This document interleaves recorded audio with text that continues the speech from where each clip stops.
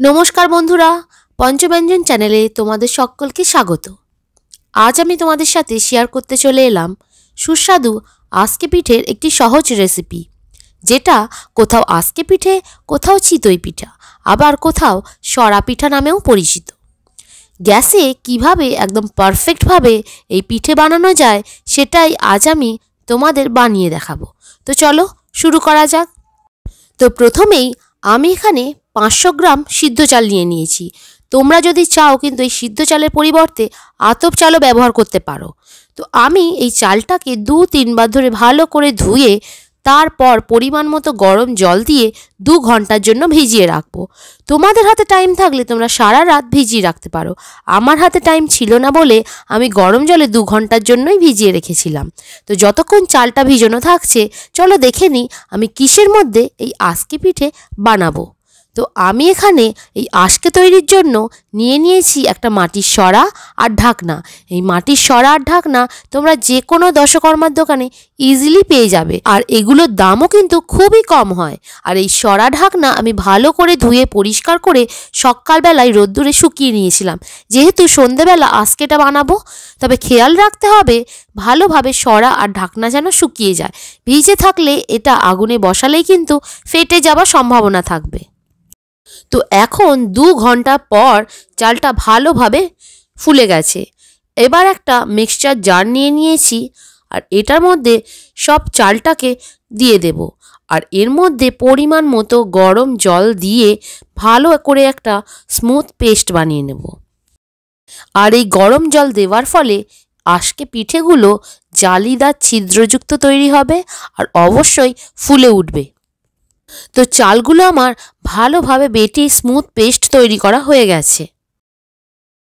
এখন পুরো ব্যাটারটাকেই একটা বড় মিক্সিং বোলে ঢেলে নেব, আর এতে দিয়ে দেব স্বাদ মতো নুন। আমার এই 500 গ্রাম চাল বাটার মধ্যে আমার লেগেছে বড় চামচের 1 চামচ নুন। তবে তোমরা তোমাদের স্বাদ মতো কম বেশি করে নিতেই পারো। আর এখানে ব্যাটারটা একটু মোটা ছিল বলে আমি আরও 3-4 চামচের মতো গরম জল দিয়ে ভালোভাবে ফেটিয়ে নেব। এখন এই পর্যায়ে একটু কষ্ট করতে হবে, কারণ এই পর্যায়ে ভালোভাবে এটাকে ফেটিয়ে নিতে হবে। আর এই ফেটিয়ে নেওয়ার ওপরই নির্ভর করছে আমাদের আজকে পিঠে কেমন তৈরি হবে। এরপর মাটির সরাটাকে আজকে করার জন্য উপযোগী করে তুলতে হবে, আর তার জন্য গ্যাসের ফ্লেমটাকে একদম কমিয়ে দিয়ে সরা বসিয়ে দিয়েছি, আর তাতে দিয়ে দিয়েছি কিছুটা নুন। আর এই নুনকে 4 থেকে 5 মিনিট ভালোভাবে ভেজে নিতে হবে। এর ফলে মাটির সরার তাপ শোষণ ক্ষমতা বাড়বে, এবং যখন হাই ফ্লেমে আমরা আজকে বা চিতই পিঠা বানাবো তখন মাটির সরা ফেটে যাবার সম্ভাবনা থাকবে না। তবে অবশ্যই লো ফ্লেমে এটা করতে হবে। তারপর 5 মিনিট পর ওই নুন ফেলে দিয়ে পরিষ্কার কাপড় দিয়ে এটা মুছে নিতে হবে। তো এখন এতে একটা বেগুনের বোঁটা দিয়ে ভালোভাবে তেল মাখিয়ে নেব, আর এভাবেই মাটির সরাটাকে একদম রেডি করে ফেলবো। এরপর সরাতে তেল শুকিয়ে গেলে হাই ফ্লেমে সরাটাকে ভালোভাবে গরম করে নিতে হবে। তারপর 1 হাতা ব্যাটার দিয়ে এইভাবে মাটির সরা দিয়ে ঢাকা দিয়ে দেব। তো মোটামুটি 3 থেকে 3.5 মিনিট পর ঢাকনা খুলে দেব। তো এখানে আমাদের একটা আজকে রেডি হয়ে গেছে, আর তোমরা দেখতেই পাচ্ছ কত সুন্দরভাবে ফুলে উঠেছে। এরপর খুন্তির সাহায্যে চারিদিক দিয়ে এটাকে আস্তে আস্তে তুলে নিতে হবে। আশা করছি তোমরা দেখতেই পাচ্ছ এই আজকে পিঠেটা কত সুন্দর ফুলে উঠেছে। এখানে আমি তোমাদের আরও একটা আজকে পিঠে বানিয়ে দেখাবো।